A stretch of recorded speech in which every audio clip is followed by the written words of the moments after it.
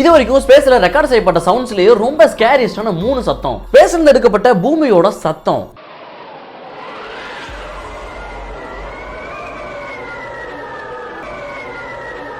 உண்மையா சன்ல இருந்து வர சவுண்ட் எப்படி இருக்கும் அப்படின்னு ரிசர்ச் பண்ணதுக்கு அப்புறம் இப்படிதான் இருந்திருக்கு.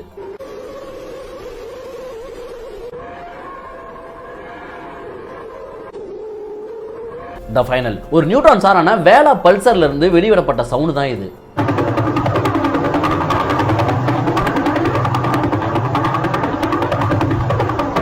இந்த சவுண்ட்ஸ் எல்லாம் கேட்கும்போது எனக்கே உண்மையாலும் பயமா தான் இருக்கு.